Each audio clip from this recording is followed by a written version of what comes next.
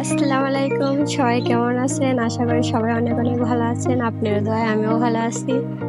এখন আমি একটা নতুন রাধার রেসিপির ভিডিও নিয়ে চলে আসলাম আপনাদের সামনে। আশা করি সবাই মনোযোগ দিয়ে দেখবেন কিভাবে কি দেই, কিভাবে কি ভিডিও করি। আমি নতুন আইছি, আশা করি সবাই ভালো করে দেখবেন। প্রথমে আমরা একটা বাটিতে বেসনটা নিব, নেওয়ার পরে ঠান্ডা পানি দিয়ে বেসনটা গোলা নিব।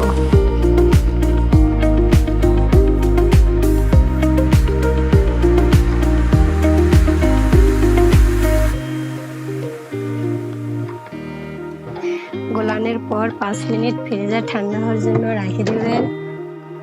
মিনিট রাখার পর ফ্রিজের থেকে আমি বার করে নেব। পরে আমি একটু নেড়ে নেব। নেড়ানোর পরে ডিম দিয়ে দিব।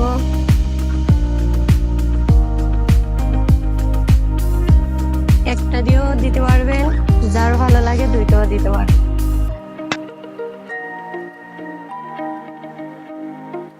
দেওয়ার পরে আবার একটু নেড়ে নিতে হবে।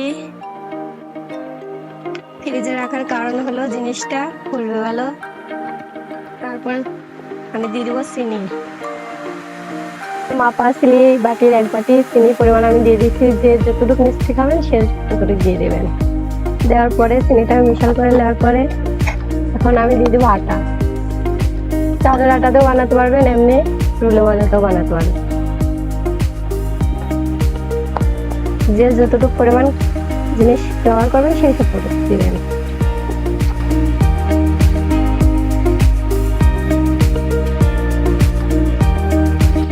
আটা দেওয়ার পরে সবাই ভালো করে মিক্সার করে নেবেন জিনিসটা সব এক পরিমাণে।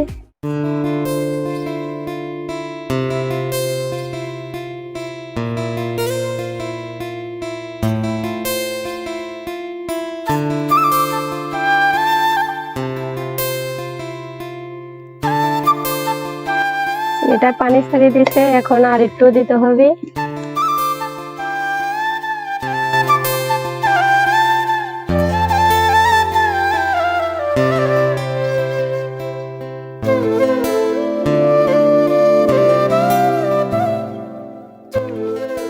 ভালো করে মিক্সার করে নিতে হবে, না হলে কিন্তু জিনিসটা ফুলবে না ভালো করে।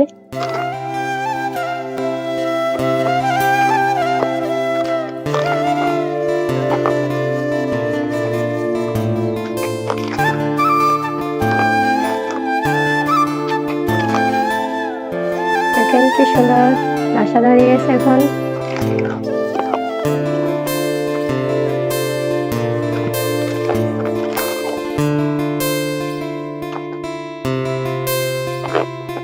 যারা লবণ খান তারা একটু লবণ পরিমাণ দিয়ে দিতে পারে।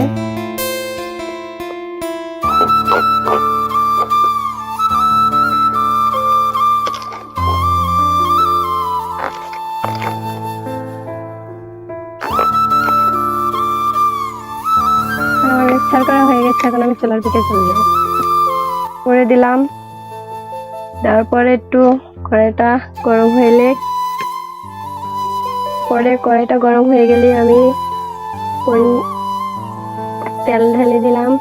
যে পরিমাণ পারেন দিয়ে দিবেন তেল। তেলটা গরম হওয়ার পরে আমি দিয়ে দিব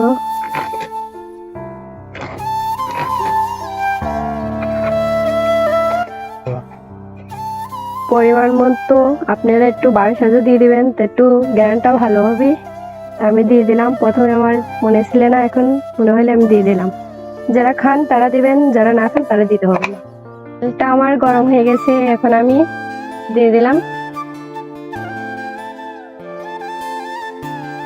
যারা যে পরিমাণ বড় করতে যাবেন সবটাই পারবেন। তেলটা আমার গরম হয়ে গেছে, চুলাটা আমি একটু স্লো করে দিলাম। এখন একটু নেড়ে দিলাম।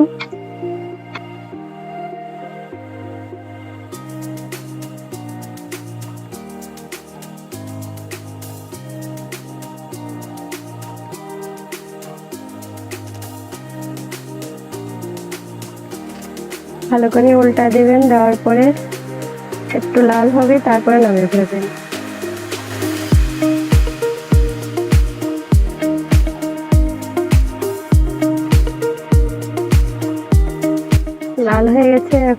নামিয়ে ফেলবো। দেখতে পাচ্ছেন লাল হয়ে গেছে, অনেকটা সুন্দর কালার আসছে।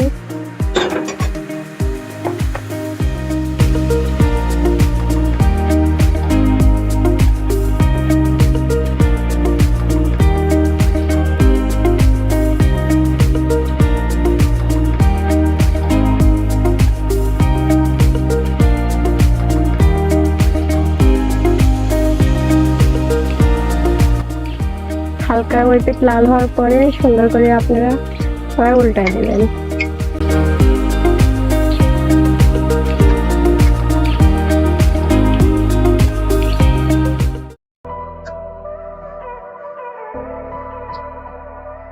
ভালো করে লাগিয়ে একটু করে দিবেন, না হলে ভিতরে কাঁচা থেকে যাবে। সুন্দর করে লাগিয়ে দিবেন।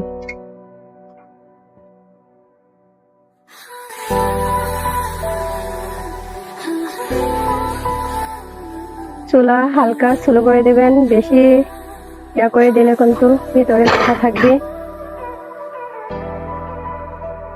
আস্তে আস্তে লাল হবে, তারপরে ভিতরে হয়তো কাঁচা থাকবে না, নাহলে ভিতরে কাঁচা থেকে যাবে। দেখতে পাচ্ছেন কি সুন্দর ফুলে উঠেছে সবগুলা।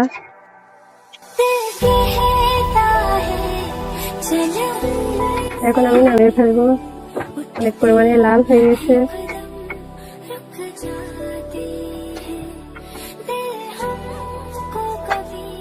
দেখতে পাচ্ছেন কত সুন্দর লাল হয়ে গেছে। এখন দেখতেই পাচ্ছেন এখন আমার পুরোপুরি ভাজা শেষ হয়ে গেছে। শেষের দিক লাল হলে আমি এখন নামিয়ে ফেলবো। হালকা কিছু একটু সাদা পরিমাণ আছে, এখন ভালো করে উল্টা দিচ্ছি। দেওয়ার পরে আমি নামিয়ে ফেলবো জিনিসটা।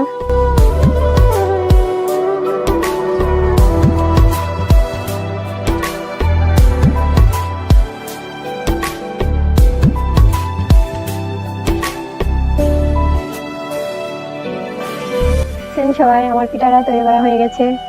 যদি ভালো লাগে থাকে বাসায় সবাই ট্রাই করে দেখবেন কিরকম লাগে। আর যদি ভালো লাগে থাকে তাহলে শেয়ার কমেন্ট একটা করে দিবেন। আমি ভিডিওতে নতুন আসছি, এর পরবর্তীতে দেখা হবে আরেক নতুন ভিডিও নিয়ে। আল্লাহ হাফেজ, সবাই ভালো থাকবেন।